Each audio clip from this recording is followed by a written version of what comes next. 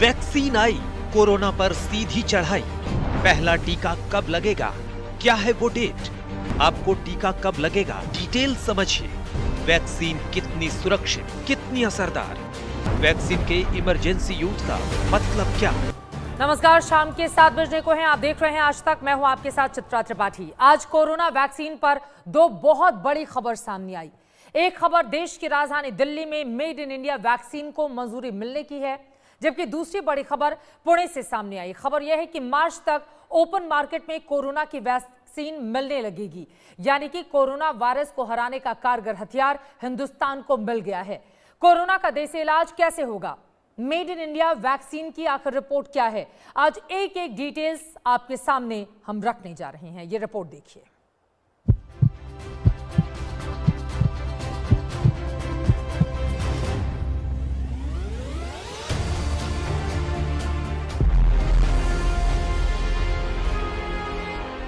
Corona vaccine पर सबसे बड़ी खबर आ गई। एक साथ दो अच्छी खबरें आई। कोविशील्ड और कोवैक्सीन के इमरजेंसी इस्तेमाल को हरी झंडी मिल गई, यानी अब वैक्सीनेशन का रास्ता साफ हो गया। Drug controller general of India ने माना कि मेक इन इंडिया वैक्सीन सुरक्षित भी है और असरदार भी। इसे यूं समझिए, कोरोना को हराने का सबसे कारगर हथियार भारत ने भी खोज निकाला। After adequate examination, the CDSCO has decided to accept the recommendations of the expert committee, and accordingly, vaccines of Messrs Serum and Bharat Biotech are being approved for restricted use in emergency situation, and permission is being granted. जिस vaccine का इंतजार करते करते 2020 गुजर गया, 2021 की 3 जनवरी को उस लंबे इंतजार पर आखिरकार ब्रेक लग गया। कामयाबी बड़ी है। कोरोना पर चढ़ाई पर प्रधानमंत्री मोदी की सीधी बधाई आई। मोदी ने ट्विटर पर लिखा, ये गर्व की बात है कि जिन दो वैक्सीन के इमरजेंसी इस्तेमाल को मंजूरी दी गई है, वो दोनों मेड इन इंडिया है। ये आत्मनिर्भर भारत के सपने को पूरा करने के लिए हमारे वैज्ञानिक समुदाय की इच्छा शक्ति को दर्शाता है। वह आत्मनिर्भर भारत जिसका आधार है सर्वे भवन्तु सुखिनः, सर्वे सन्तु निरामया। We were thinking probably March or April, but if we can satisfy all the requirements of the government and give it to the needy and the most vulnerable, as I mentioned before that, and the government eases their restrictions, then, that date could be as soon as February in the private market. But again, that's subject to the government deciding on, how they think that will affect the vulnerable supply of vaccines to the most needy. So we'll have to wait and see. But I think it's realistic to say March. If it can be brought forward, we've got the stock and availability to do so.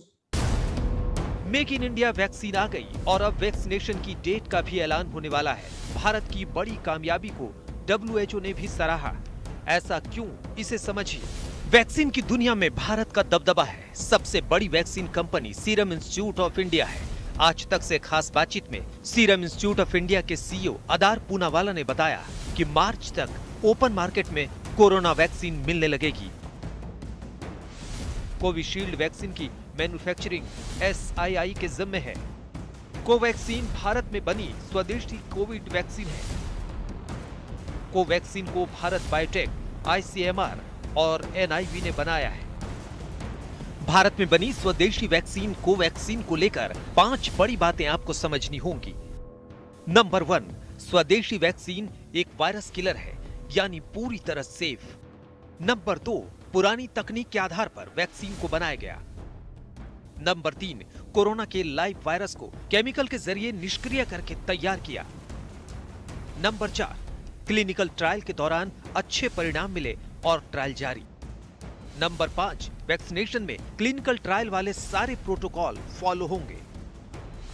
आपको याद होगा, कुछ दिन पहले प्रधानमंत्री मोदी देश में बन रही वैक्सीन का डेवलपमेंट देखने खुद लैब में गए थे। एक बड़ी बात उस वक्त प्रधानमंत्री मोदी ने कही थी कि वैक्सीनेशन तभी शुरू होगा जब सेफ्टी को लेकर तस्वीर साफ होगी। मेड इन इंडिया वैक्सीन को कैसे बनाया गया, ये समझिए। आईसीएमआर ने इंस्टीट्यूट ऑफ वायरोलॉजी को कोरोना का लाइव वायरस दिया। हैदराबाद में भारत बायोटेक की लैब में कल्चर किया गया। लैब में कल्चर लाइव वायरस को केमिकल के जरिए निष्क्रिय कर वैक्सीन बनाई गई। निष्क्रिय वायरस से बनी वैक्सीन लोगों के इम्यून सिस्टम को मजबूत करेगी। भारत ने हजारों करोड़ रुपए वैक्सीन के मैनेजमेंट पर निवेश किया। यही नहीं, दुनिया भर में बन रहे वैक्सीन प्रोजेक्ट में हिंदुस्तान पार्टनर भी है, यानी स्वदेशी से लेकर विदेशी वैक्सीन तक सब कुछ तैयार है। सरल शब्दों में कहें तो कोरोना का द एंड अब एकदम करीब है। Aaj Tak bureau. Made in India vaccine आ गई, लेकिन अब आगे क्या होगा? मिशन वैक्सीनेशन का ब्लूप्रिंट क्या है? बहुत लोगों के मन में वैक्सीन को लेकर कई तरह के सवाल भी हैं, कई तरह का कंफ्यूजन है। मिशन वैक्सीनेशन की क्लियर पिक्चर समझने के लिए हमने रिसर्च की, केंद्रीय हेल्थ मिनिस्टर से बातचीत की और एक रिपोर्ट तैयार की है। रिपोर्ट देखकर आपको मिशन वैक्सीनेशन की A to Z डिटेल्स समझ में आ जाएगी, यानी कि आपको वैक्सीन कब लगेगी, कैसे मिलेगी, क्या वैक्सीन ये सुरक्षित और असरदार है, ये सारा जवाब इस रिपोर्ट के अंदर। मिशन वैक्सीनेशन का दूर होगा कंफ्यूजन। मिशन वैक्सीनेशन की A to Z detail.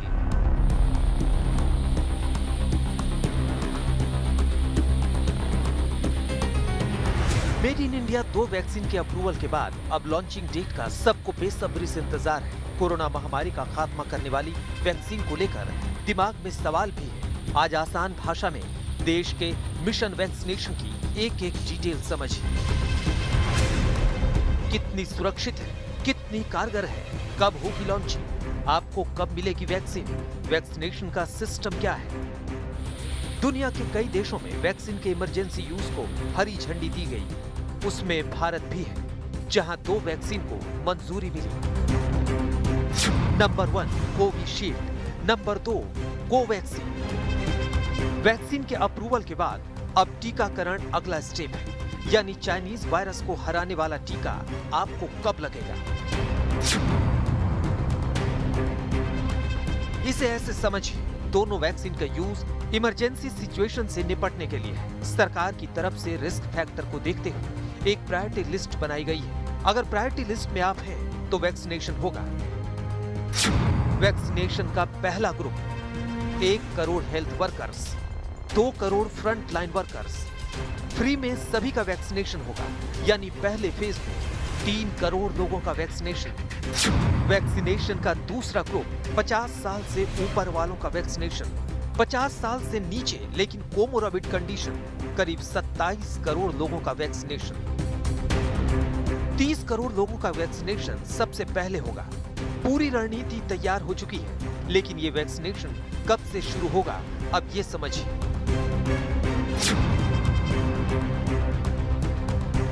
Emergency use के अप्रूवल के बाद बहुत जल्द टीकाकरण अभियान शुरू होगा। 1 हफ्ते से 2 हफ्ते के बीच वैक्सीन के लॉन्च होने के पूरे आसार हैं। वैक्सीनेशन अनिवार्य नहीं है, ये लोगों की इच्छा पर निर्भर करेगा कि वैक्सीन लगवाएं या नहीं। लेकिन डॉक्टरों की एडवाइस है कि कोविड वैक्सीनेशन से लोग खुद को और अपने करीबियों को सुरक्षित रख सकेंगे।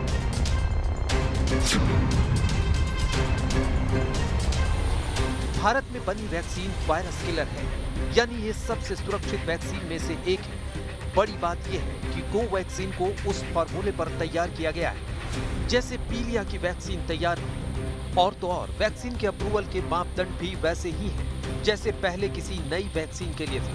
अभी वैक्सीन के इमरजेंसी यूज की परमिशन दी गई है। दुनिया की किसी दूसरी वैक्सीन से ज्यादा असरदार होगी make in India vaccine.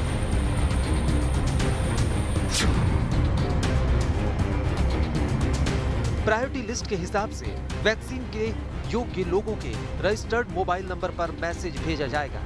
Message में वैक्सीनेशन के वक्त और जगह की जानकारी होगी, यानी कब, कहां और कैसे वैक्सीनेशन होगा। टेक्नोलॉजी की मदद से काम होगा। कुछ बातें ध्यान में रखनी है। बिना रजिस्ट्रेशन के वैक्सीनेशन नहीं होगा। वैक्सीनेशन के लिए रजिस्ट्रेशन अनिवार्य होगा। वैक्सीनेशन के लिए फोटो आईडी कार्ड अनिवार्य है। वैक्सीनेशन सेंटर पर आईडी कार्ड से वेरिफिकेशन होगा। वेरिफिकेशन के बाद वैक्सीनेशन की प्रक्रिया शुरू होगी। वैक्सीनेशन के बाद 30 मिनट तक मॉनिटरिंग होगी। दुनिया का सबसे बड़ा वैक्सीनेशन अभियान भारत में चलता रहा है, तो देश के कोने कोने तक कोविड वैक्सीनेशन बड़ा चैलेंज नहीं है, लेकिन ये कैसे होगा?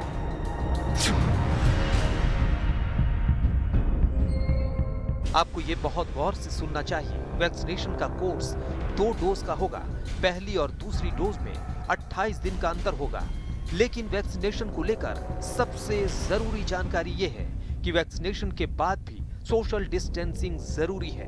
वैक्सीन की दूसरी डोज के 14 दिन बाद एंटीबॉडी बनेगी। एंटीबॉडी बनने के बाद सुरक्षा कवच एक्टिव होगा। वैक्सीनेशन के असर को लेकर बहुत लोगों के मन में सवाल है कि क्या कोई साइड इफेक्ट भी होगा।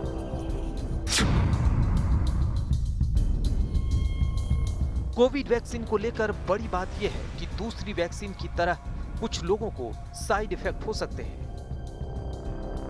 हल्का सा बुखार, टीके की जगह पर दर्द, शरीर में थोड़ी अकड़न। वैक्सीन को लेकर एक बड़ी जानकारी यह है कि जो लोग कई गंभीर बीमारी से जूझ रहे हैं, ऐसे मरीजों के लिए वैक्सीनेशन फायदेमंद रहेगा। जबकि जो कोरोना से पीड़ित हैं, ऐसे मरीज भी ठीक होने के 14 दिन बाद वैक्सीनेशन करा सकते हैं। कोरोना वैक्सीन को लेकर तमाम कंफ्यूजन आपके दिमाग से दूर हो गए होंगे। भले ही अभी इमरजेंसी यूज को मंजूरी मिली है, लेकिन आने वाले 3 महीने में वैक्सीन ओपन मार्केट में मिलने लगेगी, यानी मेडिकल स्टोर में कोई भी कोरोना वैक्सीन खरीद सकेगा। आज तक ब्यूरो। पूरे देश में इस बात की खुशी है कि हमारे वैज्ञानिकों ने कोरोना को खत्म करने वाली दवाई बना ली है। जल्दी कोरोना को खत्म करने वाला टीका लगेगा। मगर इस खुशी के बीच दवाई पर सियासी लड़ाई छिड़ी हुई है। एक दिन पहले अखिलेश यादव ने वैक्सीन को बीजेपी की वैक्सीन बताकर टीका लगाने से इनकार कर दिया, तो आज कांग्रेस के 2 दिग्गज नेताओं ने भी वैक्सीन पर सवाल उठा दिए।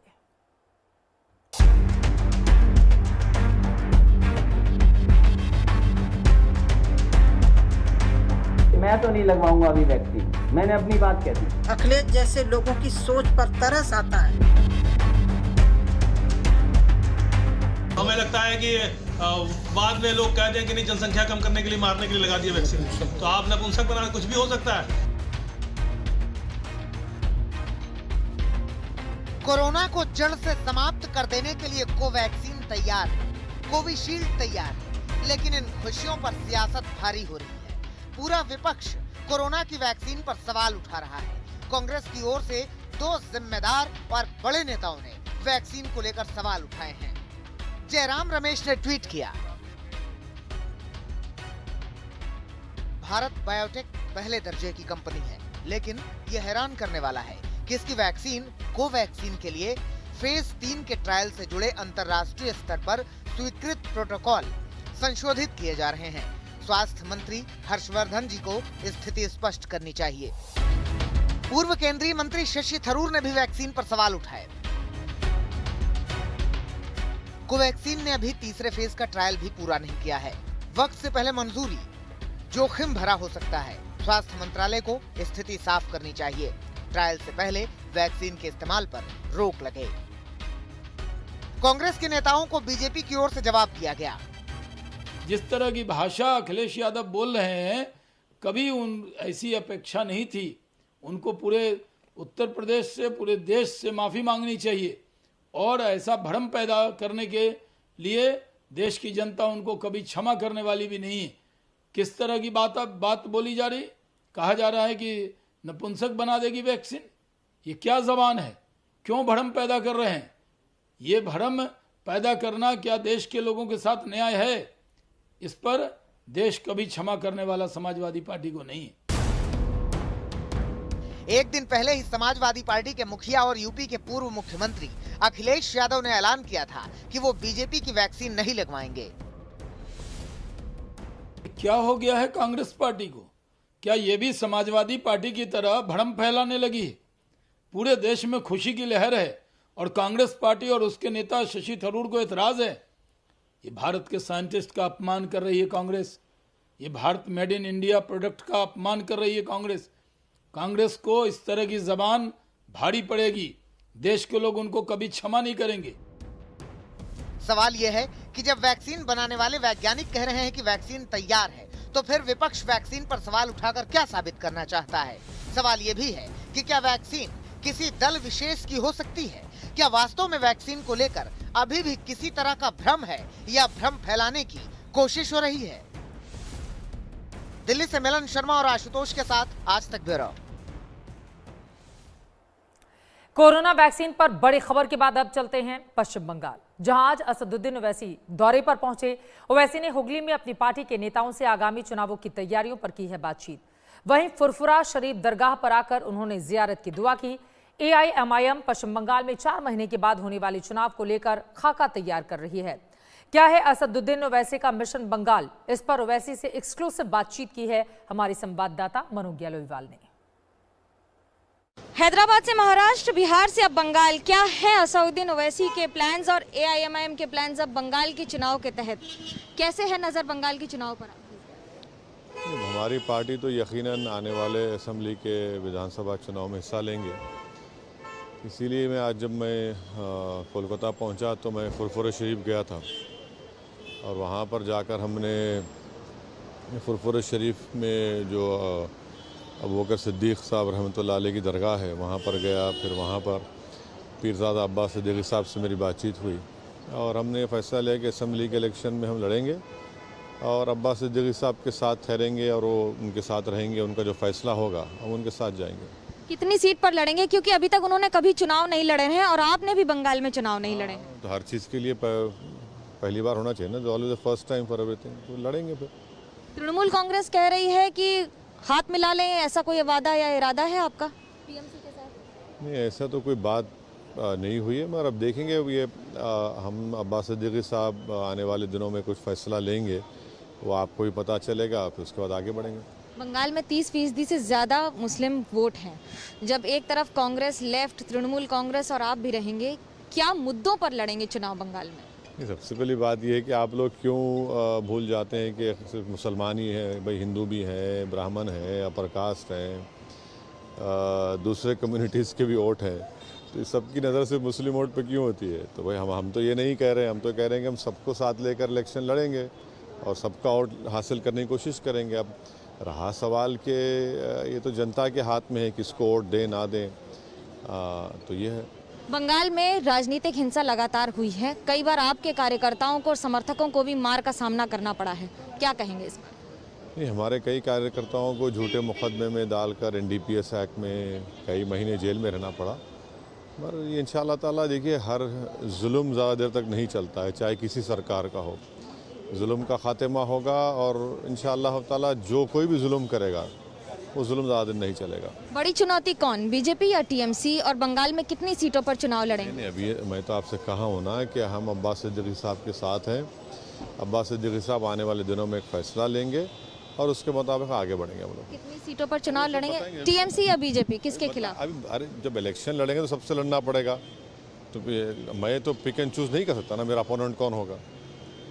जहां एक और अपोनेंट कौन होगा तो वहीं दूसरी ओर ये भी फैसला होगा कि लड़ाई कितनी गंभीर होगी। कैमरा पर्सन तापस बेरी के साथ मनोज्ञा लोईवाल, कोलकाता, आज तक। बिहार में 5 सीटों पर जीत से उत्साहित असदुद्दीन ओवैसी मिशन बंगाल पर। आगे बढ़ते हुए रुख कर लेते हैं एक और बड़ी खबर का। गाजियाबाद जिले के मुरादनगर में दर्दनाक हादसा हुआ है, जिसमें एक शमशान घाट पर छत गिरने की वजह से 19 लोगों की जान चली गई है। इस भयानक हादसे के बाद देश के राष्ट्रपति रामनाथ कोविंद और प्रधानमंत्री नरेंद्र मोदी ने अपनी संवेदना जताई है। सूबे के CM योगी आदित्यनाथ ने भी दुख जताया और पीड़ित परिवार को 2-2 लाख रुपए मुआवजा देने का ऐलान किया है। साथ ही आदेश दिया गया है कि हादसे की जांच हो और दोषियों के खिलाफ सख्त कार्रवाई की जाए। इस पूरे मामले पे प्रधानमंत्री नरेंद्र मोदी की ओर से ट्वीट किया गया है। उन्होंने लिखा है कि उत्तर प्रदेश के मुरादनगर में हुए दुर्भाग्यपूर्ण हादसे की खबर से अत्यंत दुख पहुंचा है। राज्य सरकार राहत और बचाव कार्य में तत्परता से जुटी है। इस दुर्घटना में जान गंवाने वालों के परिजनों के प्रति संवेदना प्रकट करता हूं। साथ ही घायलों के शीघ्र स्वस्थ होने की कामना करता हूं। प्रधानमंत्री नरेंद्र मोदी ने इस भयानक हादसे पर अपनी संवेदना जाहिर की है।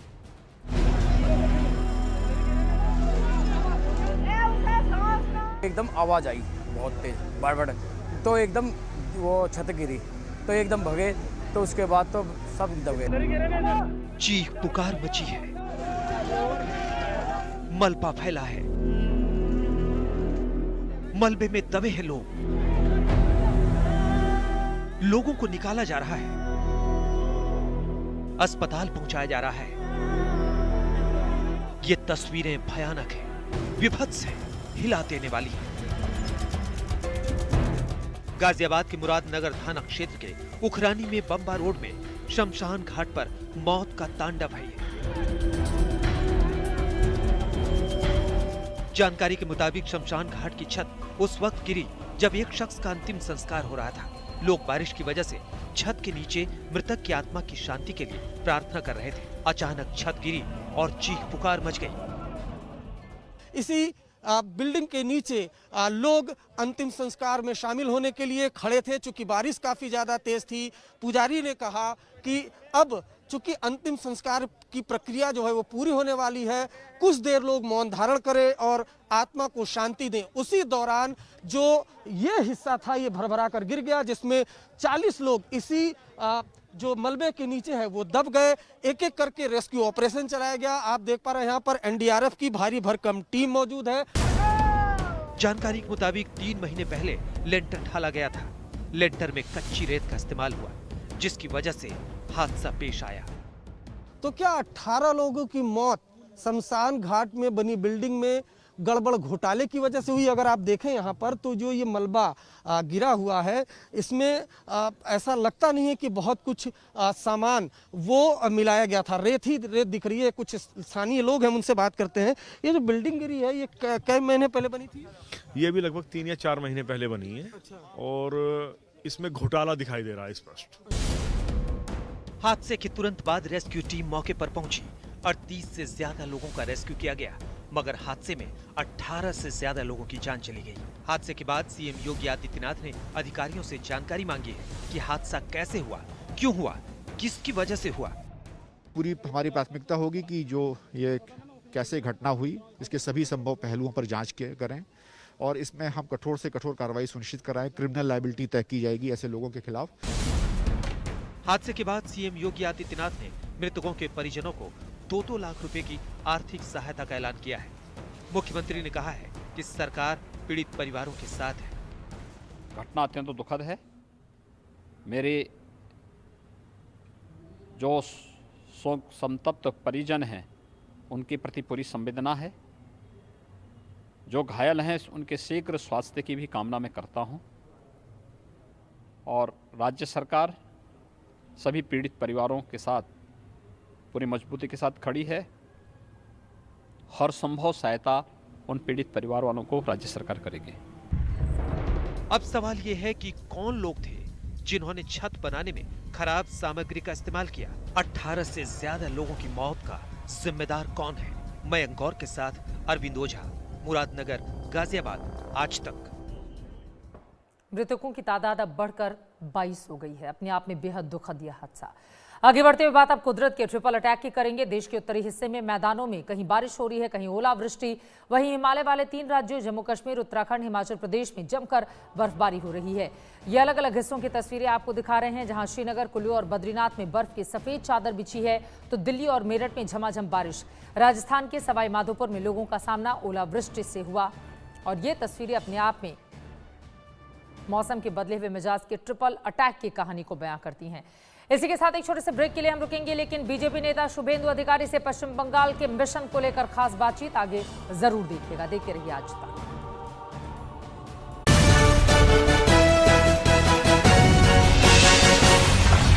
नमस्कार, मैं हूं अंजना ओम कश्यप। हमें उम्मीद है ये वीडियो आपको पसंद आया होगा। लेटेस्ट खबरों के लिए यूं ही देखते रहिए आज तक, और इस वीडियो के पसंद आने पर लाइक, शेयर एंड सब्सक्राइब करना ना भूलें।